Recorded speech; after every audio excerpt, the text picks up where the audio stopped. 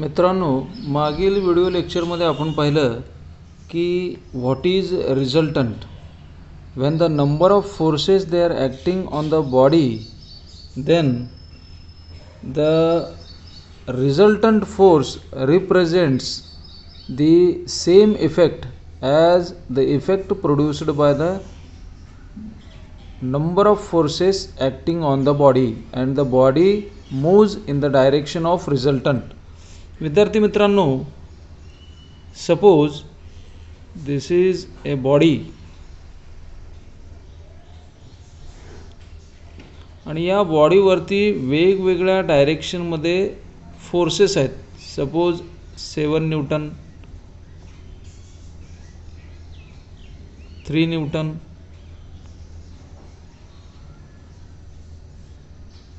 5 Newton. This is a body and on this body different forces of magnitude 7 Newton, 5 Newton, 3 Newton they are acting on a single body.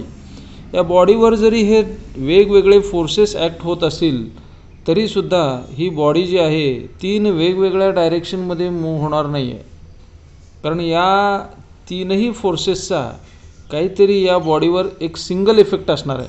कारण 5 न्यूटनचा force आहे इकडं पुल करतो आहे आणि इकडे 7 न्यूटनचा force आहे जो पुल करतो आहे आणि इकडून 3 न्यूटनचा फोर्स आहे तो पुश टाईप आहे. म्हणून काही बॉडी 3ही वेगवेगळ्या डायरेक्शनमध्ये मूव्ह होणार नाही आहे. बॉडी कुठेतरी एकाच डायरेक्शनमध्ये मूव्ह होईल. ते म्हणजे काय, तर ती रिझल्टंटच्या डायरेक्शनमध्ये मूव्ह होईल. या 3ही फोर्सेसचा बॉडीवरती जो इफेक्ट आहे तो इफेक्ट प्रोड्यूस करणारा फोर्स म्हणजे रिझल्टंट.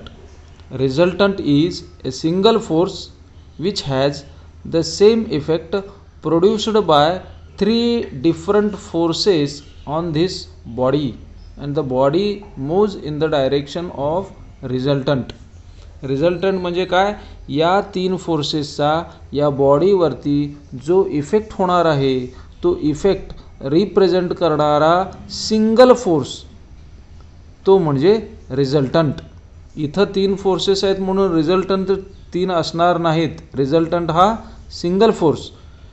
या फोर्सेसचा बॉडीवरती जो काही इफेक्ट होणार आहे तो इफेक्ट रिप्रेझेंट करणारा सिंगल फोर्स म्हणजे रिझल्टंट आणि बॉडी जी आहे ती रिझल्टंटच्या डायरेक्शनमध्ये मूव्ह होणार आहे. सपोज बॉडी जी आहे ती या डायरेक्शनमध्ये मूव्ह होईल असं मी इथं रिप्रेझेंट करतो. Suppose this one is the resultant force. तर आता या चॅप्टरमध्ये आपल्याला काय पाहायचं आहे, इक्विलिब्रियम. इक्विलिब्रियम म्हणजे समतोल. समतोल राखण्यासाठी इक्विलिब्रियंट फोर्स असतो. तो इक्विलिब्रियंट फोर्स म्हणजे काय, तर या रिझल्टंट डायरेक्शनमध्ये जी काही बॉडी मूव्ह होणार आहे, आता बॉडी कुठे मूव्ह होईल, रिझल्टंटच्या डायरेक्शनमध्ये. आणि बॉडी जर अशी मूव्ह होणार असेल तर आपल्याला चालेल का, ही बॉडी आपल्याला इथेच समतोल राखायचं आहे, इथेच रेस्ट करायची आहे, इथेच इक्विलिब्रियममध्ये ठेवायची आहे. इक्विलिब्रियम म्हणजे काय, बॉडी रिमेन्स ॲट रेस्ट. बॉडीवरती जे काही फोर्सेस ॲक्ट होणार आहेत ते फोर्सेस समतोल राखणारे आहेत. मग त्याच्यासाठी काय असतो, तर इक्विलिब्रियम कंडिशन म्हणतो आपण त्याला. मग याच्यामध्ये आपल्याला काय पाहायचं आहे, इक्विलिब्रंट फोर्स. आता इक्विलिब्रंट फोर्स कसा असतो आपण पाहिलं विद्यार्थी मित्रांनो, की हे फोर्सेस ॲक्ट होते त्यामुळं बॉडी ही रिझल्टंटच्या डायरेक्शनमध्ये मूव्ह होणार आहे. ही मूव्ह होणारी बॉडी आपल्याला काय करायची, रेस्ट ठेवायचे. रेस्ट ठेवायचे असेल तर इक्विलिब्रंटचा जो काही मॅग्निट्यूड आहे, सपोज त्याचं मॅग्निट्यूड आहे 10 न्यूटन, तर इक्विलिब्रंट फोर्स कसा असणार आहे, equilibrant force is in exactly opposite direction. इक्विलिब्रंट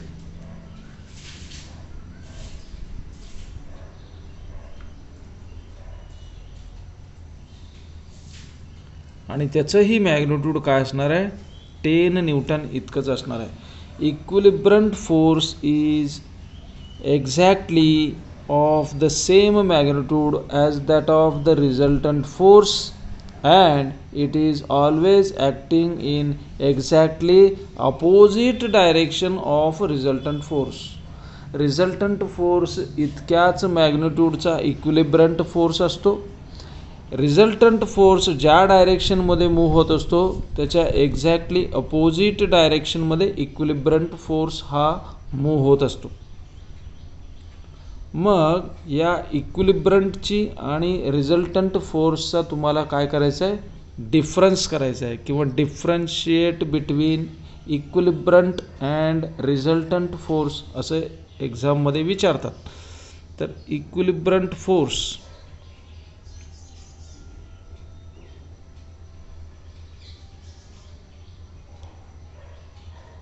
and resultant force.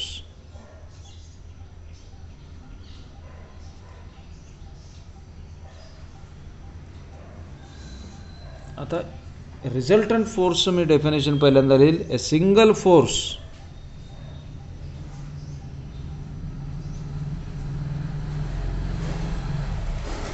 which has same effect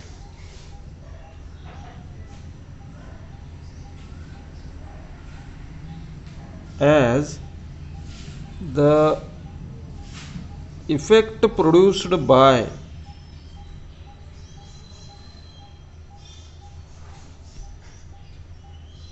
number of forces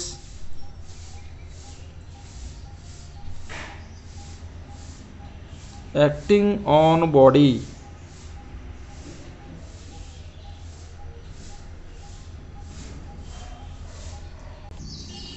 आणि इक्विलिब्रंट फोर्स म्हणजे काय. Equilibrant force is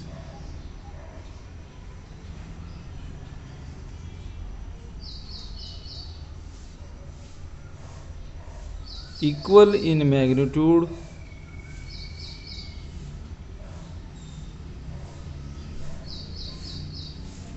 opposite in direction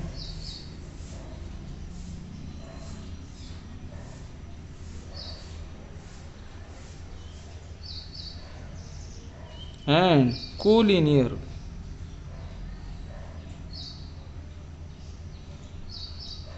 with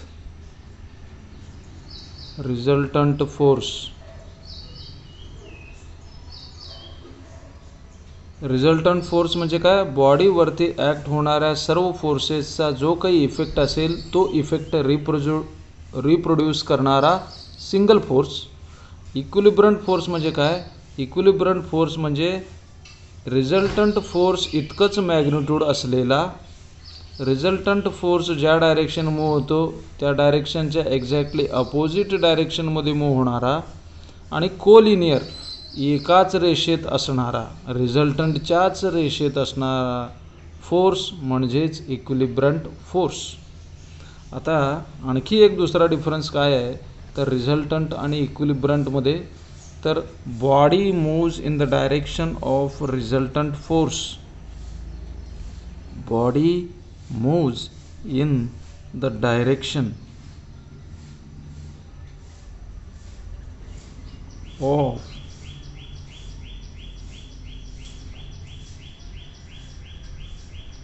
resultant force.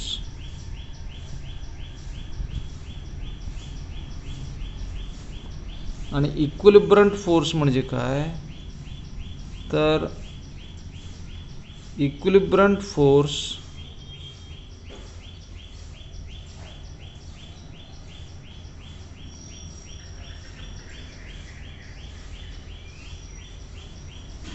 keeps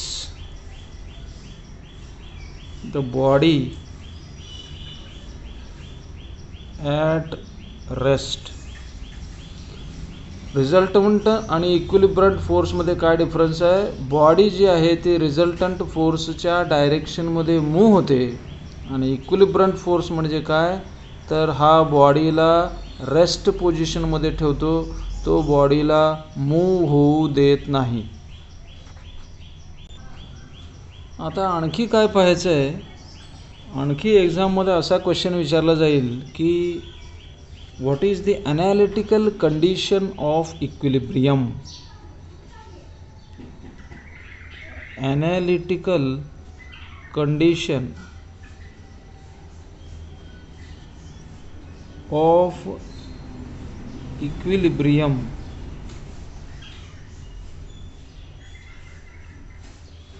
या condition काय आहेत पहा. पहिली कंडिशन जी आहे summation of F X is equal to 0. Summation F X is equal to 0. याचा अर्थ काय. Algebraic sum of horizontal components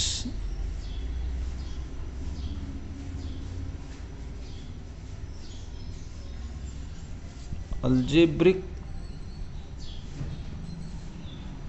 sum of horizontal component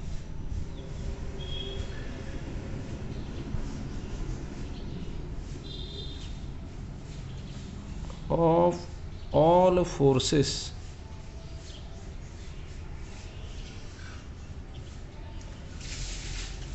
acting on body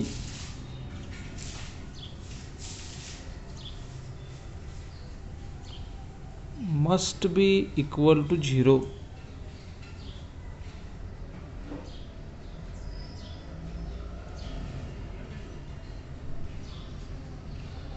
म्हणजे बॉडीवरती जे ॲक्ट होणारे सगळे फोर्सेस आहेत त्या सर्व फोर्सेसच्या हॉरिझॉन्टल कॉम्पोनंटची बेरीज ही 0 असली पाहिजे. काय म्हणतो मी, बॉडीवरती ॲक्ट होणारे जे काही फोर्सेस आहेत त्या फोर्सेसच्या हॉरिझॉन्टल कॉम्पोनंटची बेरीज ही 0 असली पाहिजे. Algebraic sum of horizontal components of all forces acting on body must be equal to 0. दुसरी कंडिशन अशी आहे summation F Y is equal to 0. त्याचं काय आहे, algebraic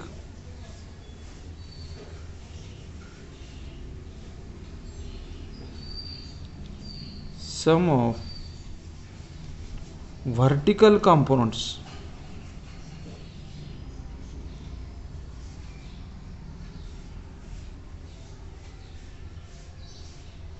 of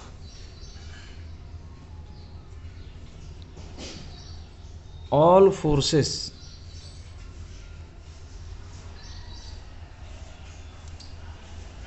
acting on body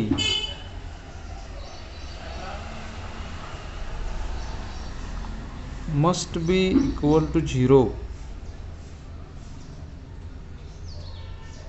म्हणजे काय, बॉडीवरती ॲक्ट होणारे सर्व फोर्सेस त्या सर्व फोर्सेसच्या व्हर्टिकल कॉम्पोनंट्सची बेरीज ही 0 असली पाहिजे. आणि तिसरी एक कंडिशन आहे विद्यार्थी मित्रांनो, that is nothing but summation of moment is equal to 0. Summation of moment is equal to 0 म्हणजे काय, तर algebraic sum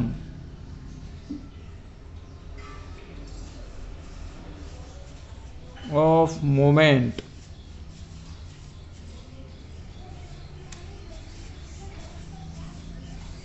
of all forces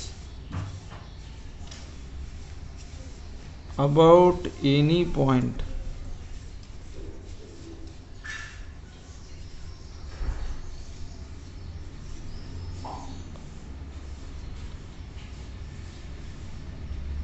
must be equal to 0. बॉडीवरती ॲक्ट होणाऱ्या सर्व फोर्सेसच्या मोमेंटची बेरीज ही 0 असली पाहिजे. म्हणजे एखादी बॉडी इक्विलिब्रियममध्ये असण्याकरिता एखादी बॉडी जर मूव्ह होत नसेल, स्टेशनरी असेल, रेस्ट असेल, तर ह्या तीनही कंडिशन सॅटिस्फाय झाल्या पाहिजे. केवळ पहिली कंडिशन आणि दुसरी कंडिशन सॅटिस्फाय झाली म्हणजे बॉडी रेस्ट असेल किंवा बॉडी इक्विलिब्रियममध्ये असेल असं होत नाही. इक्विलिब्रियममध्ये आहे म्हणजे काय, body is not moving, body is stationary. Body stationary असण्याकरिता ह्या तीनही कंडिशन सॅटिस्फाय झाल्या पाहिजेत. Summation of F X is equal to 0, summation of F Y is equal to 0 आणि summation of moment is equal to 0. या तीनही condition satisfy झाल्या याचाच अर्थ काय, बॉडी ही स्टेशनरी आहे, बॉडी ही इक्विलिब्रियममध्ये आहे, बॉडी ही रेस्ट आहे. आपण असं म्हणू शकतो. या समेशन मग आता एखाद्या वेळी summation F X is equal to 0 झाला, summation F Y is equal to 0 झाला आणि summation of moment is equal to 0 झाली, तर आपण असं म्हणू शकतो की बॉडी इक्विलिब्रियममध्ये आहे, बॉडी स्टेशनरी आहे, बॉडी रेस्ट आहे. आणि आपण दुसऱ्या अर्थाने असंही म्हणू शकतो की एखादी बॉडी जर इक्विलिब्रियममध्ये असेल, एखादी बॉडी ही रेस्ट असेल, एखादी बॉडी ही स्टेशनरी असेल, तर त्या बॉडीनं ह्या तीनही कंडिशन सॅटिस्फाय केल्या पाहिजेत. म्हणजेच काय, एखादी बॉडी इक्विलिब्रियममध्ये असेल तर तिचं summation F X is equal to 0 असणार आहे, तिचं summation F Y is equal to 0 असणार आहे आणि तिची moment of all forces about any point याची जर अल्जेब्रिक सम केली तर ती 0 असेल.